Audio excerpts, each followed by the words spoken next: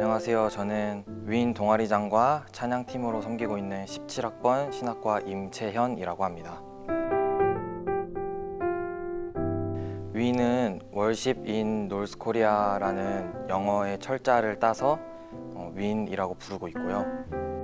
이름에서 알 수 있듯이 북한 선교 동아리입니다.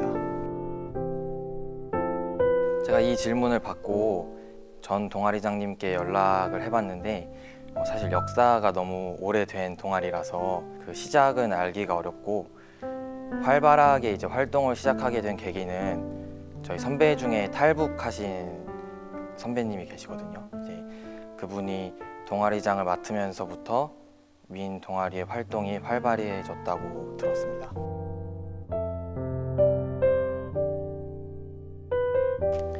위인은 일주일에 한 번 줌으로 자체 모임을 갖고 있고요. 그리고 한 달에 한 번 연계된 교회가 있어서 그 교회의 기도 모임에 참석하고 있습니다.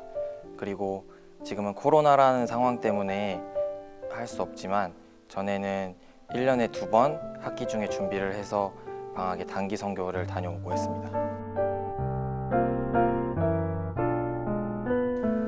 저희 부모님은 중국 선교사로 계셨는데 그때 이제 최종적인 목표가 북한 사역이셨거든요. 이제 상황 때문에 지금은 한국에 계시지만 아마 그 사역을 조금은 이어받은 게 아닐까 싶기도 하고, 돌아보니까 계속 뭐 북한에 사역하시는 분들을 만났다든지 북한에 대한 이야기를 좀 진지하게 전해 듣는다든지 좀 그렇게 학창 시절을 보내왔던 것 같아서 아마 꾸준히 북한에 대한 마음이 쌓인 게 아닐까 싶습니다.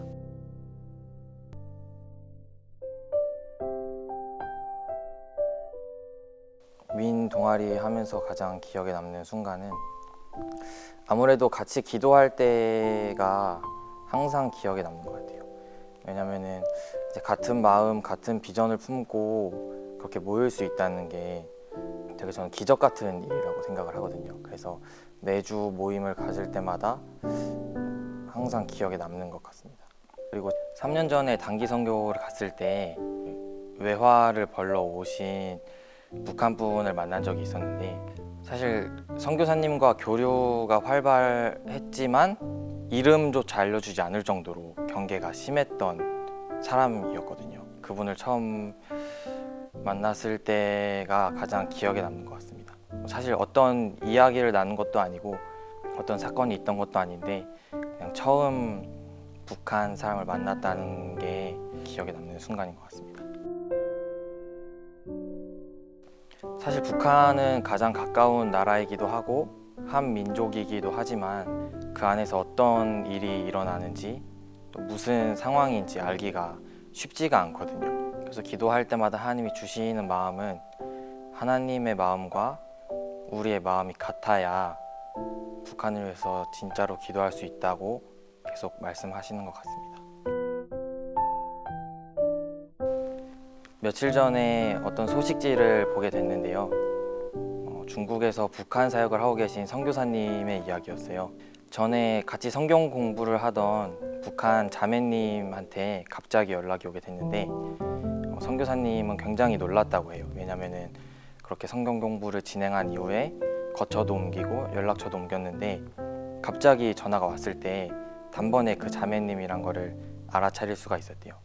그래서 어떻게 연락을 할 수 있게 됐냐라고 물었을 때 그 북한 자매님이 중국으로 나와서 선교사님을 찾아야 되는데 방법이 없었다고, 그래서 금식 기도를 하던 와중에 머릿속에 떠오른 숫자를 적었더니 그게 선교사님 번호였다고. 자기가 복음을 전한 몇몇 사람들이 있는데 그 사람에게 줄 성경책이 너무 필요하다고 그런 이야기를 했습니다.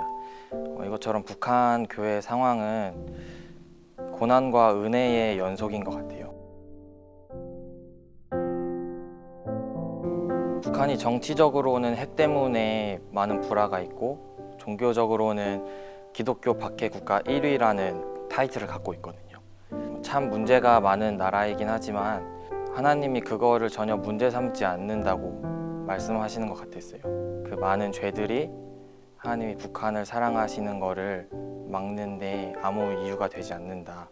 그래서 여러분께 같이 기도 제목으로 나누고 싶은 게 몇 가지 있는데, 첫 번째는 북한의 정치와 사상이 하나님 앞에서 온전히 깨졌으면 좋겠고, 두 번째는 북한의 그리스도인들이 죽음 앞에서도 끝까지 복음을 놓지 않았으면 좋겠고, 마지막으로는 우리나라와 한국 교회가 하나님 앞에서 통일을 바로 준비할 수 있게 되도록 같이 기도해 주셨으면 좋겠습니다.